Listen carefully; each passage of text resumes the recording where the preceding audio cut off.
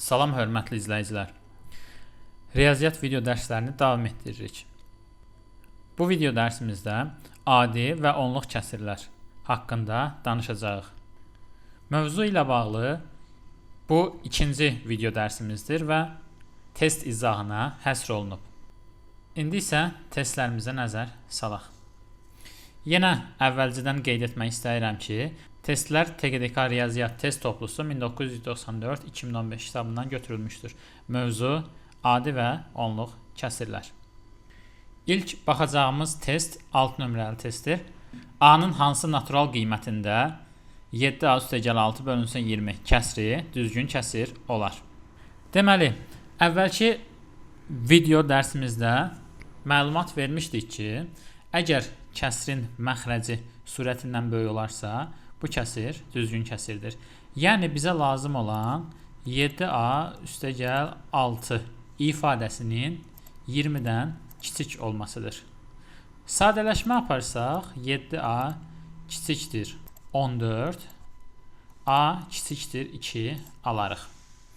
A-nın hansı natural qiymətində? Deməli, A natural ədəddir və 2-dən kiçik olan natural ədədimiz təkcə 1-dir. Beləliklə, 6 nömrəli testimizin cavabı B variantı olacaq. Növbəti testimizin nömrəsi isə 17-dir. 5,6/1 və 5,2 ədədləri arasında yerləşən ədədi göstərin. Gördüyünüz kimi, ədədlərdən biri qarışıq şəkildə, biri isə onluq kəsir şəklindədir. Əvvəlcə birinci kəsrimizi, yəni 5,6/1 qarışıq ədədini adi kəsir formasında yazaq.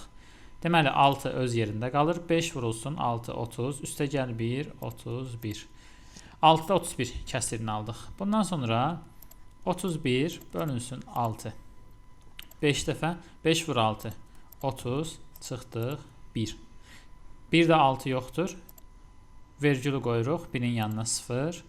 10-da 6, 1 dəfə 6, 6, çıxırıq 4. 4-də 6 yerləşmir. Yenə 1 0 atırıq. 40-da 6, 6 dəfə. 6 vurulsun 6, 36 və s. Bu formada davam edə bilərik. Ancaq bundan sonrasını yazmağa ehtiyac yoxdur. Çünki bizim birinci ədədimiz 5,16, arxasını yazmıram. İkinci ədədimiz isə 5,2-dir. A variantına nəzər salsaq, görərik ki, 5,17 ədədi verilmiş 2 ədədin arasında yerləşir. Davam edək. Test nömrə 31. 0,63,63 sonsuz dövrü onluq kəsirini adi kəsirə çevirin. Gördüyünüz kimi, burada 63 təkrarlanır. Yəni, biz bu kəsri 0,63 şəklində yaza bilərik.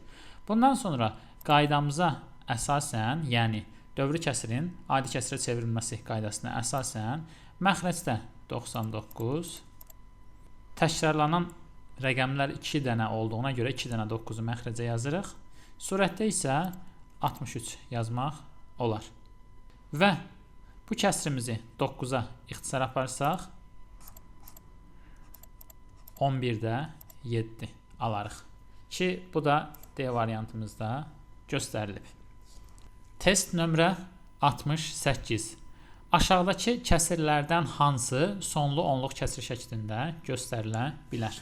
Deməli, əgər bizə verilmiş kəsrin məxrəci 2 və 5-in vuruqlarından ibarətdirsə, bu zaman həmin kəsri sonlu onluq kəsir şəklində ifadə etmək olar. Gördüyünüz kimi, birinci kəsrimiz 40-da 27-dir. 40-ı 8 vurulsun 5 kimi, onu da 2/3 vurulsun 5 şəklində göstərə bilərik. Bu o deməkdir ki, 40-ın vuruqları 5 və 2-lərdən ibarətdir. Ona görə də A variantı sonlu onluq kəsir şəklində göstərilə bilər.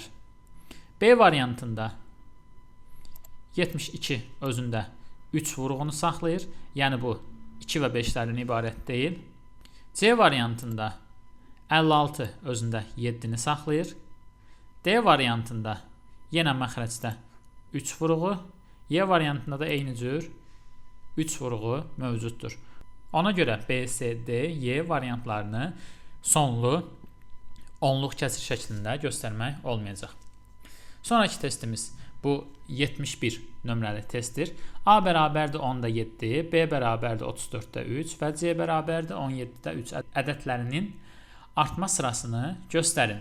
Deməli, əvvəlcə B və C ədədlərini müqayisə edək. Bunun ən asan yolu C variantının sürət və məxrəcini 2-yə vurmaqdır.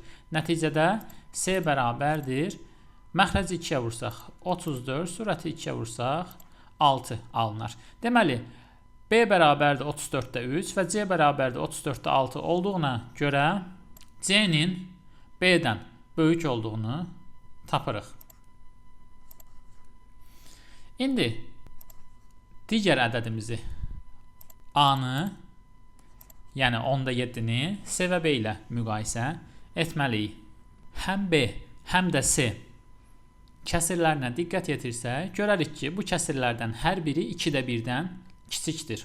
A isə 2-də 1-dən böyükdür. Yəni A bərabərdir 10-da 5 olsaydı bu 2-də 1-ə bərabər olardı. 10-da 7 olduğuna görə verilmiş ədəd həm B-dən, həm də C-dən böyük olacaq. Ona görə bu 3 ədəddən ən böyüyü A-dır. Və artma sırasında göstərin dediyinə görə biz kiçikdən böyüyə doğru bu ədədləri yazmalıyıq. Yəni ən kiçik ədədimiz B, sonraki ədədimiz C və ən böyük ədədimiz A olacaq. Yəni cavabımız D variantı olur. Test 101. Hesablayın. 0,2 dövrdə 6 çıxılsın 5-də 1. Yenə bu misalı hesablamaq üçün əvvəlcə qarışıq dövrü kəsirimizi adi kəsir şəklində göstərək. Bunun üçün kəsir xəttini çəkirik. Məxrəcə dövrdəki ədədin sayı qədər 9 və kəsir hissədə dövrün qarşısındakı ədədin sayı qədər 0 yazırıq. 6 bir rəqəmli hissə dövr etdiyinə görə 9 və burada sadəcə 2 olduğuna görə 90. Yəni 9-un arxasına 0 yazdıq. Yuxarıda isə 26 çıxılsın 2 yazırıq. Yəni 26 ümumi hissə və bundan 26-dan dövrdə olmayan hissəni çıxırıq. Minus növbəti kəsirimiz 5-də 1-dir. Bərabərdir. Hesablamanı davam etdiririk. 90, 26 çıxılsın 2. 90-da 24 çıxılsın 5-də 1. Bərabərdir. Birinci kəsiri 6-ya ixtisar edək. 24 bölünsün 6. 4, 90 bölünsün 6. 15. İkinci kəsirini isə həm sürət həm də məxrəcini 3-ə vuraq. 5 vurulsun 3. 15, 1 vurulsun 3, 3. Hər iki kəsirin məxrəci bərabərləşdiyinə görə məxrəcdə 15, sürətdə isə 4 çıxılsın 3 yaza bilərik. Beləliklə 15-də 1 kəsirini əldə edirik.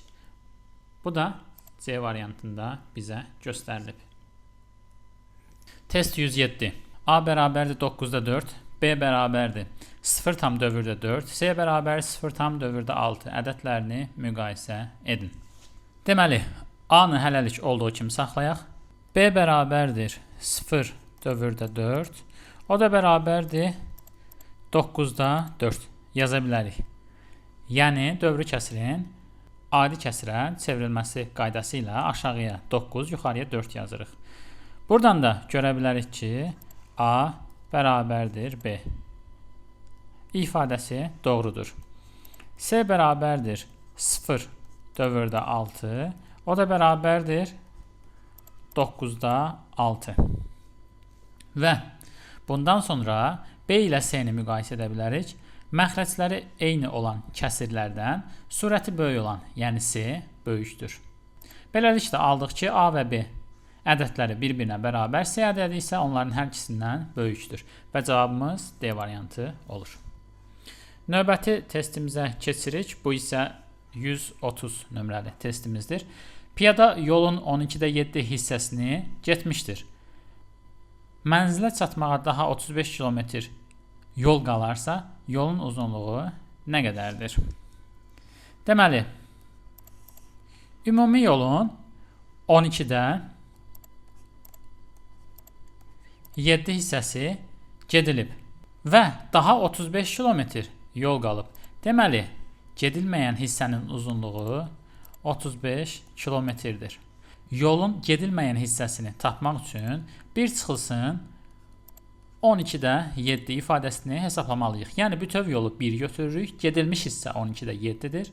Gedilməyən hissəni tapmaq üçün birdən gedilmiş hissəni çıxmalıyıq. Buradan da 12, 1 vurulsun 12, 12 çıxılsın 7, bərabərdir 12-də 5 alırıq. Deməli, yolun gedilməyən hissəsi 12-də 5-dir. Bizdən isə ümumi yolun uzunluğu soruşulur. Buradan sonrasını müxtəlif formalarda həll edə bilərsiniz. Ən yaxşısı məncə tənasübdür. Yazırıq 12-də 5, yəni gedilməyən hissə 35 kilometrdir. Tam hissə kəsirlərlə işləyən zaman tam hissəni 1 ilə ifadə edirik. 1 x kilometr. Buradan tənasübün qaydasına əsasən x bərabərdir kəsir xətti. Aşağıda 12-də 5, yuxarıda 1 vurulsun 35 yaza bilərik. Buradan 35 vurulsun bölməni vurma ilə əvəz edirik. 5-də 12 və ixtisar aparsaq 7 vurulsun 12 84 kilometr. Deməli bizim yolumuzun uzunluğu 84 kilometrdir. Cavab C. Və indi 132 nömrəli testimizə baxmalıyıq. Arazın bir bağlama dəftərləri var idi. O dəftərlərinin 1/4 hissəsini Gündüzə, qalanının 3/1 hissəsini Elnura verdikdən sonra 18 dəftəri qaldı. Arazın neçə dəftəri var idi? Burada əsas diqqət etməliyik nəyə? Araz əvvəlcə dəftərlərin 1/4 hissəsini Gündüzə, sonra yerdə qalan dəftərlərin 3/1 hissəsini Elnura verib.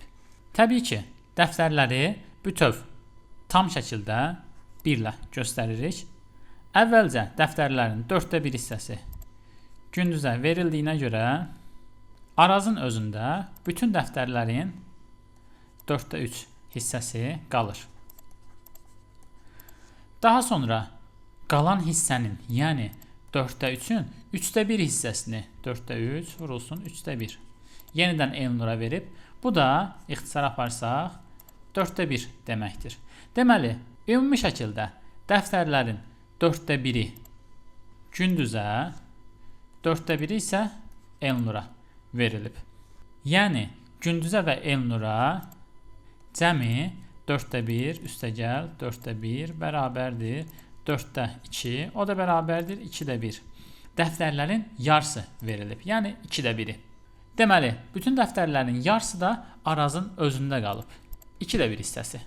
Və Arazın özündə qalan dəftərlərin sayı 18-dir. Dəftərlərin yarısı 18 olduğuna görə əvvəldən Arazın 36 dəftəri olub. Beləliklə bu testimizi də həll etmiş olduq. Davam edək. Test nömrə 146.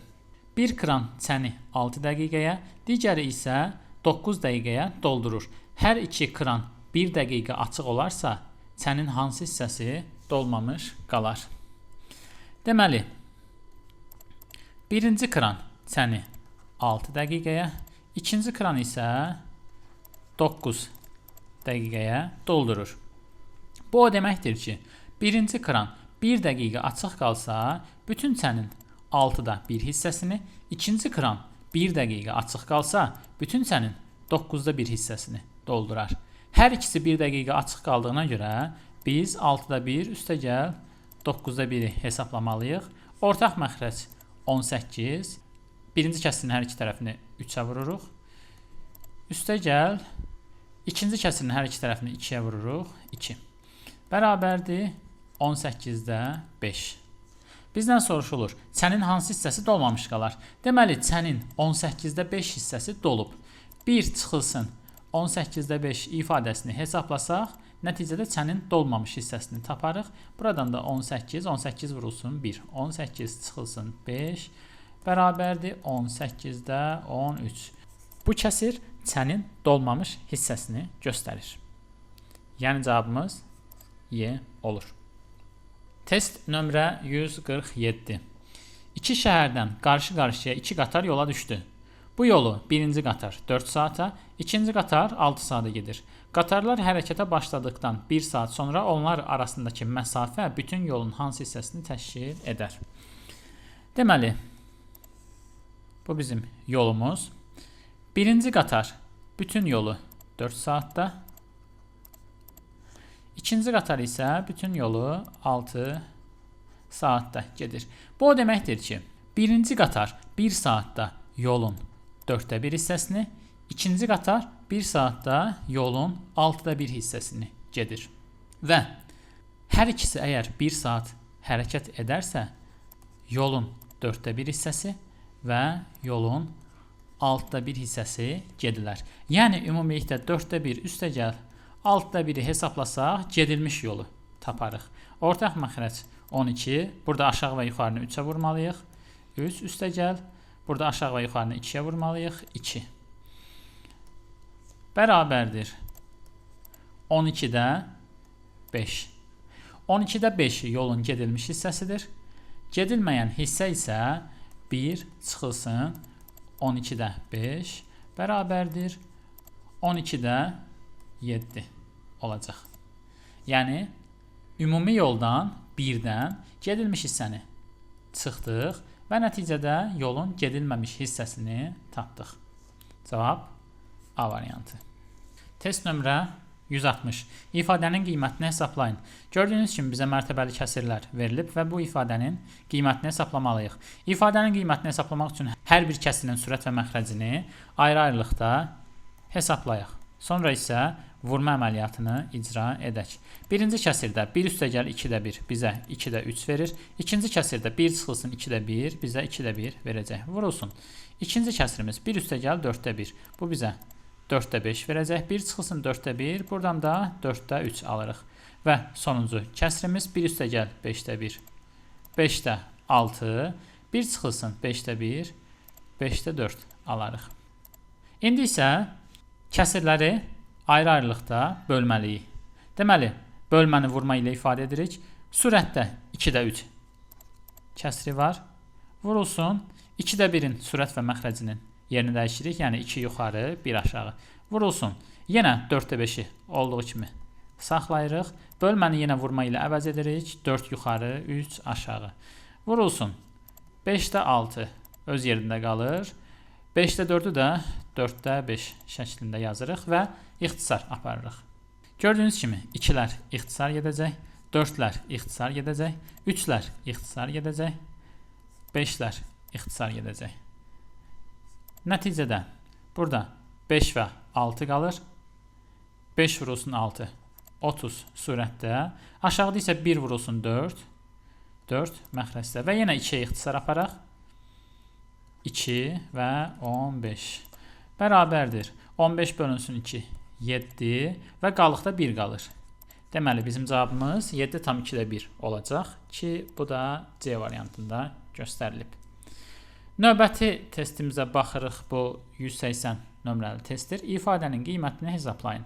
Deməli, vurma əməliyyatını icra etməzdən əvvəl mötərizələrin içini hesablamalıyıq. Birinci mötərizənin içi 1 çıxılsın 5də 1. Bu bizə 5də 4 verir.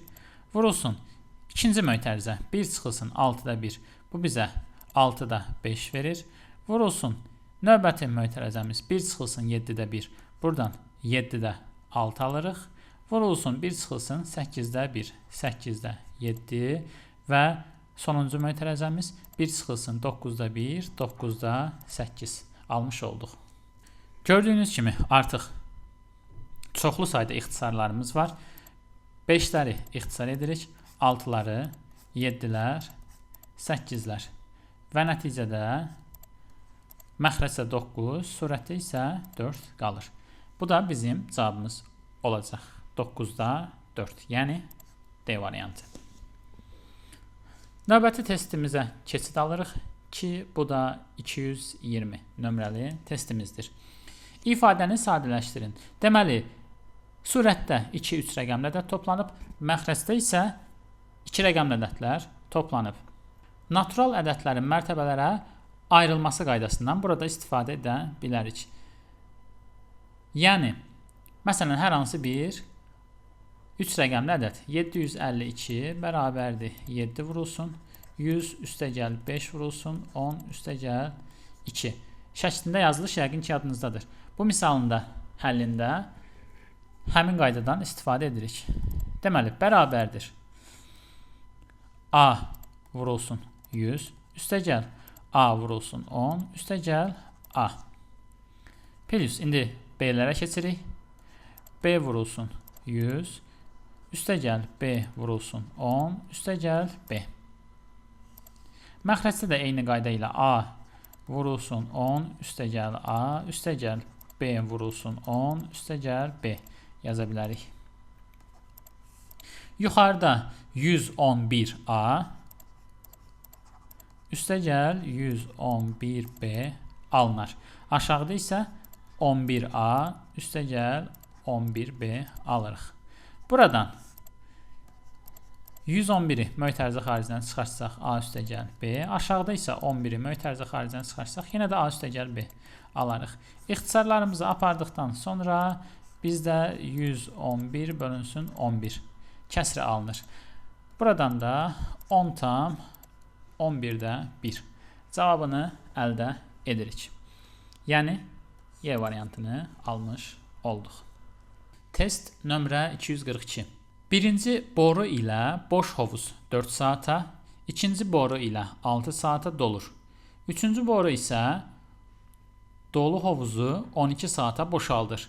Hər üç boru eyni vaxtda qoşularsa, hovuzun yarısı neçə saata dolar? Deməli, burada 3 borudan söhbət gedir. Borulardan ikisi hovuzu dolduran, biri isə boşaldan borudur. Dolduran borulardan biri boş hovuzu 4 saata, digəri 6 saata doldurur. Boşaldan boru isə bütöv hovuzu 12 saata boşaldır. Yəni 1 saat ərzində birinci boru işin 4də 1 hissəsini, ikinci boru işin 6da 1 hissəsini, üçüncü boru isə işin 12də 1 hissəsini icra edir. Deməli, burada birinci və ikinci boru eyni işi icra edir və hər ikisi hovuzu doldurmağa çalışır. Üçüncü boru isə onlara əks iş görür, yəni hovuzu boşaltmağa çalışır. 1 saat ərzində görülən işlərə nəzər salaq. Deməli, 1 saat ərzində birinci boru hovuzun 4də 1-ni doldura bilir, yəni işin 4də 1-ni görür.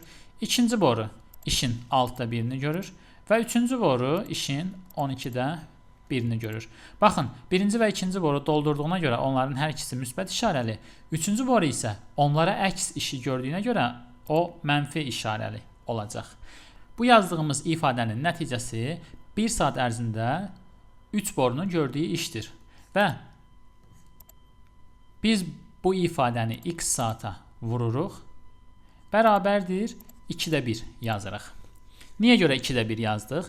Əgər hovuzun tam doldurulması bizdən soruşulsaydı, onda biz bərabər 1 yazmalıydık. Hovuzun yarısı neçə saata dolar dediyinə görə 1-in əvəzinə 2də 1 ifadəsini yazırıq.